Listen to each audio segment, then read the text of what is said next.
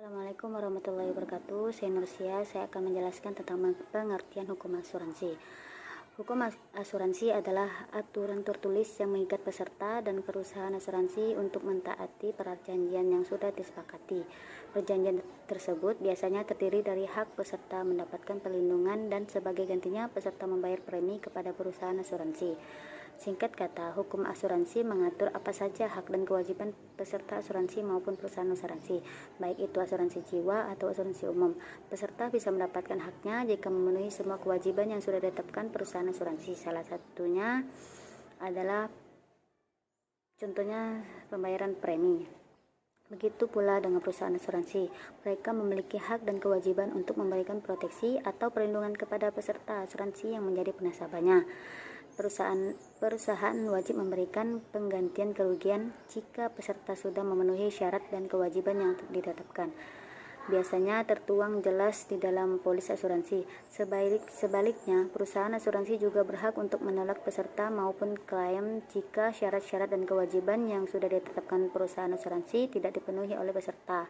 Hukum asuransi ini yang akan memberikan payung hukum bagi kedua belah pihak jika sewaktu-waktu terjadi sengketa, sehingga semua persoalan yang ditimbulkan bisa diselesaikan secara hukum berdasarkan bukti-bukti yang ada. Dalam hukum asuransi, perusahaan asuransi disebut penanggung kerugian, sedangkan peserta asuransi disebut juga dengan objek pertanggungan. Perlu diketahui pula bahwa objek pertanggungan dalam asuransi bermacam-macam, sesuai dengan jenis asuransinya. Dalam asuransi jiwa adalah objek pertanggungan berupa proteksi kematian atau jiwa. Dalam asuransi kesehatan, proteksi kesehatan atau raga. Dan dalam asuransi kerugian adalah proteksi terhadap nilai kerugian benda jika terjadi kehilangan dan kerusakan. Yang kedua, pengertian asuransi. Menurut Undang-Undang Nomor 2 Tahun 1992, asuransi atau pertanggungan didefinisikan sebagai perjanjian antara dua pihak atau lebih, di mana pihak penanggung mengikat diri kepada tertanggung dengan menerima premi asuransi untuk memberikan penggantian kepada tertanggung karena kerugian, kerusakan atau kehilangan keuntungan yang diharapkan, atau tanggung jawab hukum kepada pihak ketiga yang mungkin diderita tertanggung yang timbul dari suatu peristiwa yang tidak pasti, atau untuk memberikan suatu pembayaran yang didasarkan atas meninggal atau hidupnya seorang yang dipertanggungkan. Assalamualaikum warahmatullahi wabarakatuh. Saya Vivi Amri, selaku pemateri kedua akan melanjutkan penjelasan dari pemateri pertama. Di sini saya akan menjelaskan tentang pengaturan hukum asuransi. Dasar hukum asuransi sistem hukum Indonesia berasal dari hukum perdata yang dibawa oleh pemerintahan Kerajaan Belanda ke Indonesia pada masa penjajahan. Hukum perdata tersebut dapat ditelusuri akarnya ke hukum perdata Prancis sampai ke hukum Romawi. Keberadaan hukum asuransi di Indonesia ini berakal dari kodifikasi hukum perdata dan hukum dagang pada permulaan abad ke-19 semasa pemerintahan Kaisar Napoleon di Prancis. Sistem ini yang dianut untuk Hindia Belanda dahulu sampai sekarang masih berlaku di Indonesia. Asuransi sebagai gejala hukum di Indonesia baik dalam pengertian maupun dalam bentuknya yang terlihat sekarang berasal dari hukum barat. Pemerintahan Belanda yang mengimpor asuransi sebagai bentuk hukum di Indonesia dengan cara mengundangkan Burgerlijke Wetboek dan Wetboek van Koophandel dengan satu pengumuman pada tanggal 30 April 1847. Kedua undang-undang tersebut mengatur asuransi sebagai sebuah perjanjian. Sebagai lembaga hukum, asuransi masuk ke Indonesia secara resmi bersamaan dengan berlakunya Kitab Undang-Undang Hukum Dagang atau KUHD yang diumumkan pada tanggal 30 April 1847 dan dimuat dalam Stadblad nomor 23 yang mulai berlaku pada tanggal 1 Mei 1848. Untuk lebih rinci, pengaturan asuransi terdapat dalam KUH Perdata dalam buku 2 bab 4 tentang persetujuan untung-untungan. Pasal 1774 yang berbunyi, Suatu persetujuan untung-untungan adalah suatu perbuatan yang hasilnya mencapai untung ruginya, baik bagi semua pihak maupun bagi sementara pihak. Bergantung pada suatu kejadian yang belum tentu demikian. Pengaturan asuransi di dalam KUHD tersebar pada yang pertama, buku 1 bab 9 mengatur tentang pertanggungan pada umumnya. Yang kedua, buku 1 bab 10 mengatur pertanggungan terhadap bahaya kebakaran, terhadap bahaya yang mengancam hasil pertanian, dan tentang pertanggungan jiwa.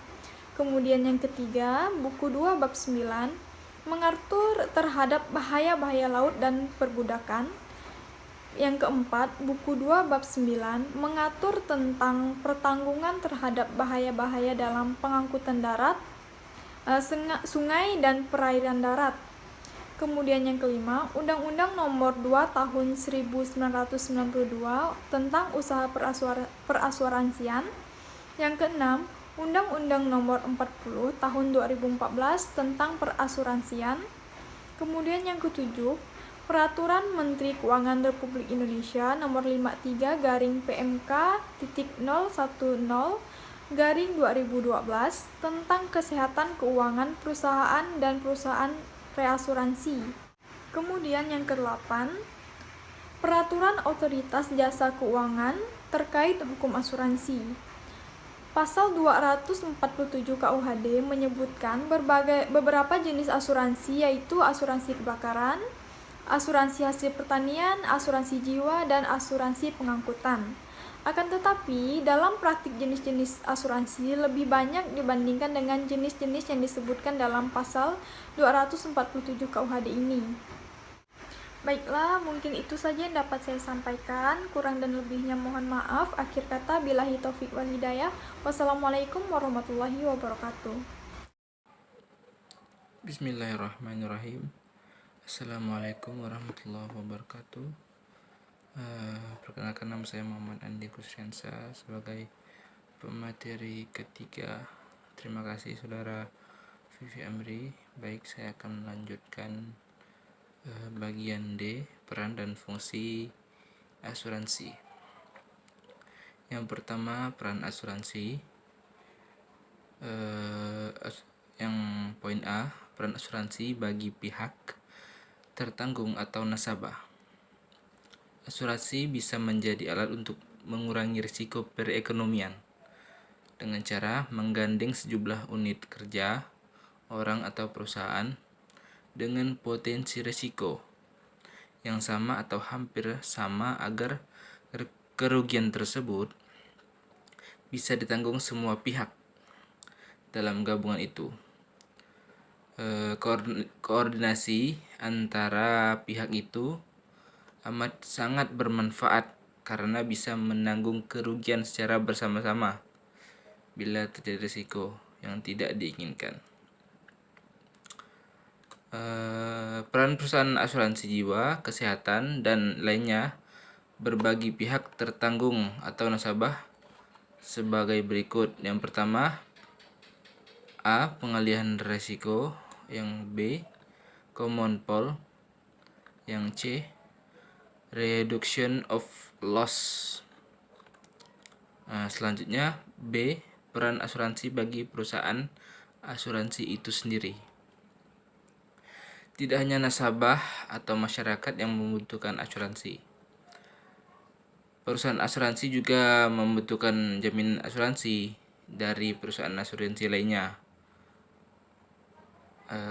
Proses ini dinamakan reasuransi.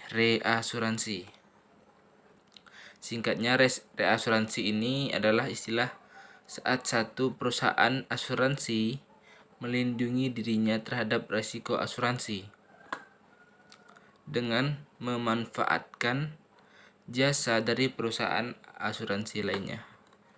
Selanjutnya, bagian C, peran perusahaan asuransi bagi masyarakat atau individu. Sebenarnya peran asuransi untuk individu maupun masyarakat tidak berbeda jauh dengan peran untuk nasabah. Pada akhirnya, individu atau masyarakat yang menggunakan jasa asuransi juga bisa disebut nasabah.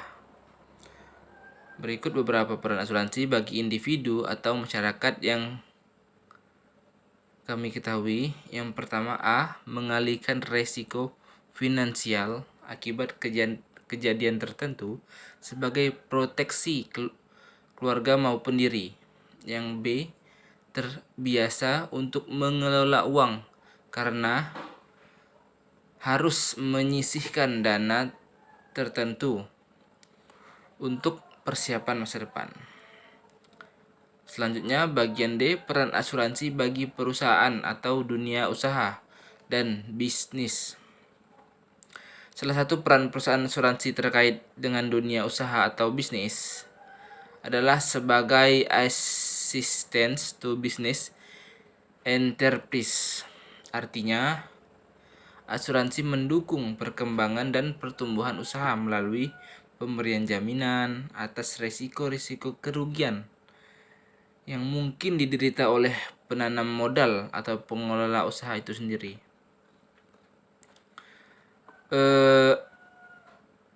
Selanjutnya, berikut peran perusahaan asuransi dalam bisnis.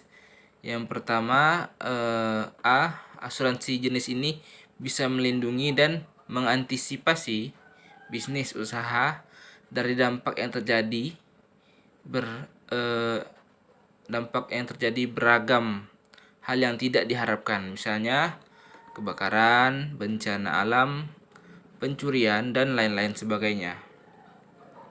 Jadi kegiatan bisnis ini lebih terjamin keamanannya. Yang B. Pengganti kerugian. Setiap usaha itu tentu memiliki resiko dari yang besar, yang sedang, sampai yang kecil. Asuransi bisa menutupi kerugian dalam jumlah yang besar sehingga menghindarkan kita dari kerugian dalam jumlah yang besar atau kebangkrutan. Selanjutnya, E. Peran asuransi bagi negara, perekonomian, dan pembangunan Indonesia.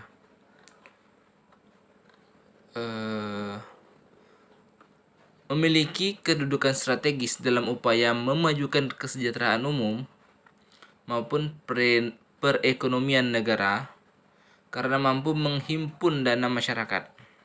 Hanya saja, usaha perasuransian tergolong bidang usaha yang memerlukan pembinaan dari pengawasan secara berkesinambungan dari pemerintah. Tujuannya untuk menanamkan dana masyarakat. Oleh karena itu, pemerintah Indonesia menetapkan Undang-Undang Nomor 2 Tahun 1992 tentang usaha perasuransian agar usaha asuransi mempunyai kekuatan hukum yang lebih kokoh. Adapun undang-undang ini menjadi landasan bagi masyarakat, bagi kekuatan masyarakat lah untuk melindungi asuransi tersebut.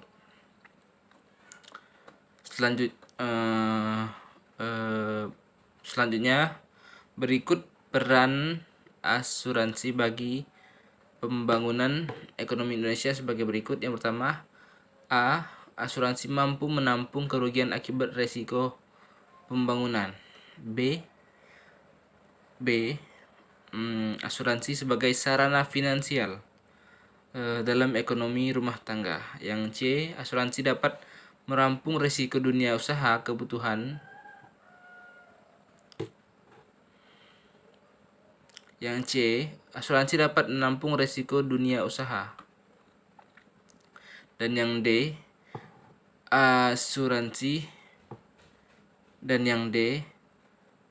Asuransi bersama sektor lain berperan dalam perekonomian Indonesia. Lanjut bagian F, peran asuransi bagi komoditas ekspor.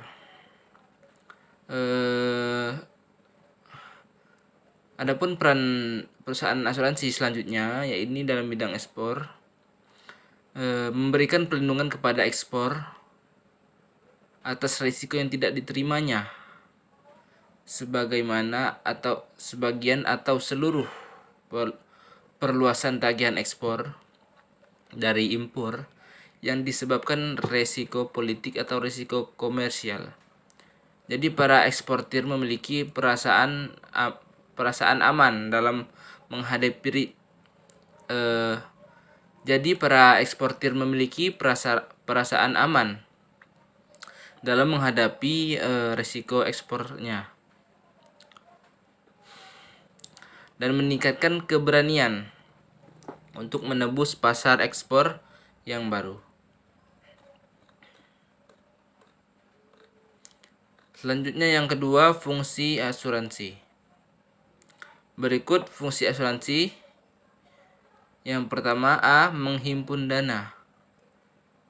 Yang kedua, membantu pebisnis fokus pada usaha. Yang C. Mengurangi potensi risiko. Dan yang terakhir D. Membagi risiko kerugian. Lanjut bagian E. Penyebab berakhirnya asuransi.